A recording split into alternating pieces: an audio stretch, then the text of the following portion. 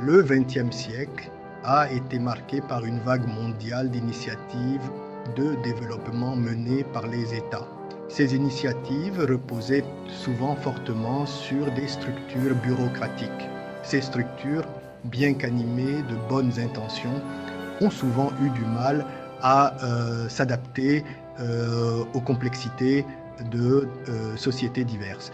Cet essai explorera les limites du modèle bureaucratique classique. Il explorera ensuite le potentiel transformateur de l'autonomisation en tant que catalyseur d'un progrès durable et équitable. La bureaucratie, qui met l'accent sur le contrôle centralisé et les procédures standardisées, peut étouffer l'innovation. Elle peut également entraîner une déconnexion entre les décideurs politiques et les communautés qu'ils cherchent à servir. Cet essai plaide en faveur d'un changement de paradigme.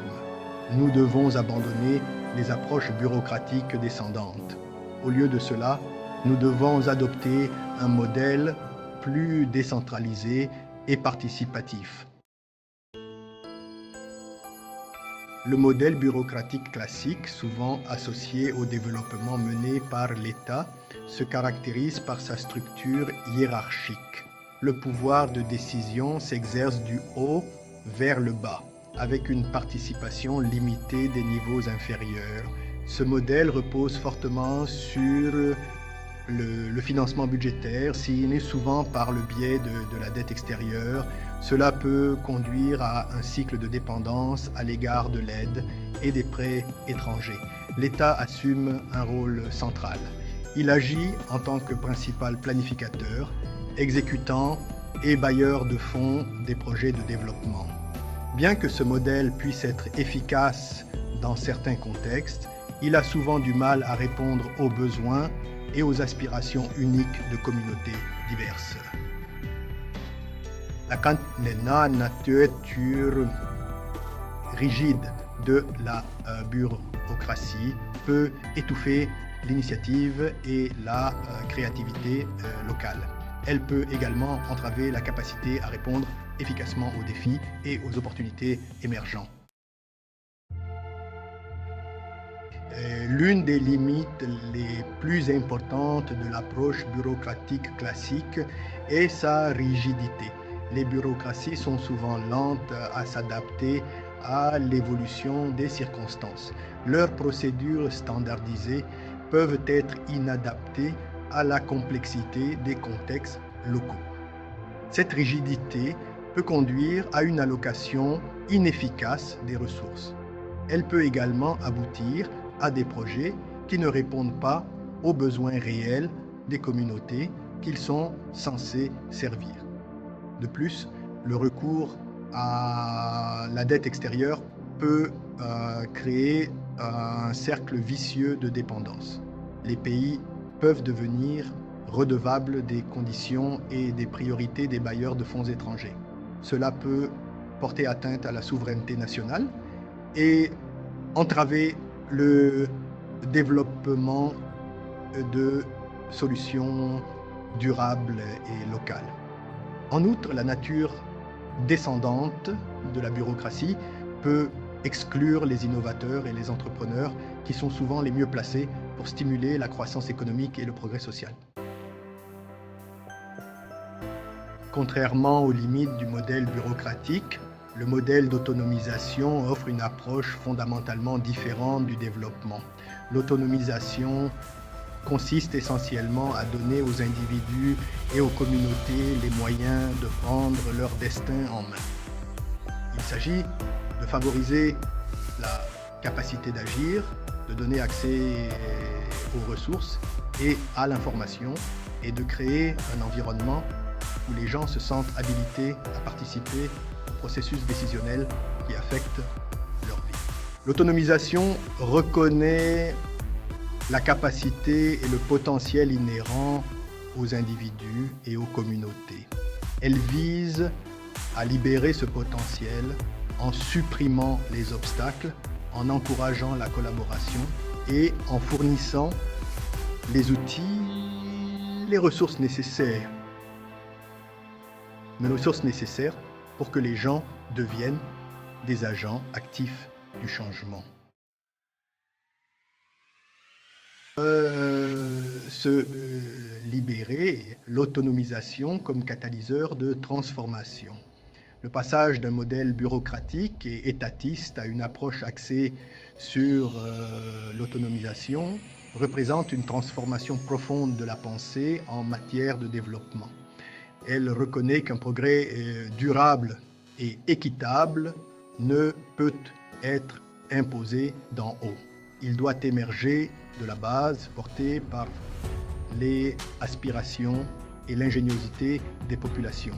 L'autonomisation remet en question les rapports de force traditionnels inhérents aux structures bureaucratiques. Elle promeut une approche plus horizontale et participative où les communautés ne sont pas de simples bénéficiaires du développement, mais des participants actifs à la construction de leur propre avenir. Le pouvoir intérieur, exemple d'autonomisation en action. Les principes de l'autonomisation peuvent être observés dans diverses initiatives de développement réussies à travers le monde. L'essor des écosystèmes de startups, par exemple, démontre le pouvoir de l'autonomisation des individus en leur fournissant les outils et les ressources nécessaires pour transformer leurs idées innovantes en réalité. Les projets de développement menés par les communautés, dans le cadre desquels les résidents locaux définissent leurs propres priorités et mobilisent des ressources pour y répondre, constituent un autre exemple convaincant.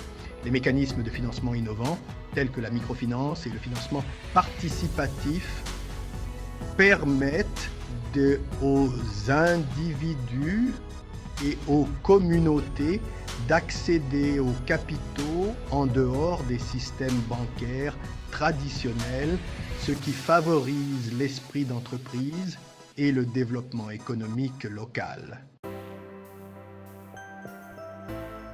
Au-delà de la bureaucratie, encourager l'innovation et la création de valeurs locales.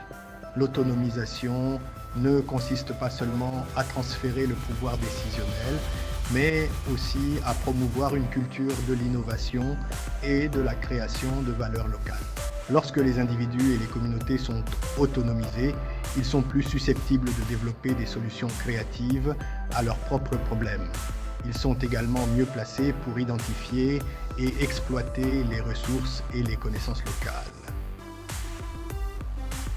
En s'éloignant d'une approche unique, l'autonomisation permet de trouver des solutions adaptées au contexte, qui sont plus susceptibles d'être efficaces et durables à long terme. Les germes de la souveraineté, autonomisation et érosion des héritages coloniaux. Le modèle d'autonomisation a également des implications profondes pour rompre avec les héritages coloniaux. Le colonialisme a souvent imposé des structures et des systèmes bureaucratiques qui centralisaient le pouvoir et extrayaient les ressources des populations colonisées. L'autonomisation, en revanche, vise à redonner aux communautés locales leur capacité d'agir et leur contrôle, en encourageant le leadership local, en promouvant l'autosuffisance économique et en encourageant la revitalisation des savoirs et des pratiques autochtones. L'autonomisation peut contribuer à démanteler les héritages durables du colonialisme et à créer un monde plus juste et plus équitable. Vers un avenir meilleur, adopter l'autonomisation pour une société résiliente. Alors que nous naviguons dans les complexités du XXIe siècle, caractérisées par des progrès technologiques rapides, des défis environnementaux et des besoins sociétaux en évolution, le modèle d'autonomisation offre une voie prometteuse vers un avenir plus durable, plus équitable et plus résilient.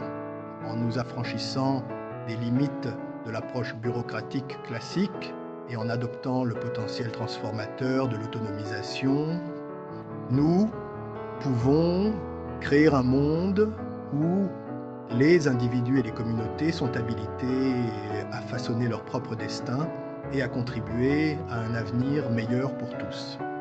Le passage de la bureaucratie à l'autonomisation n'est pas sans défi.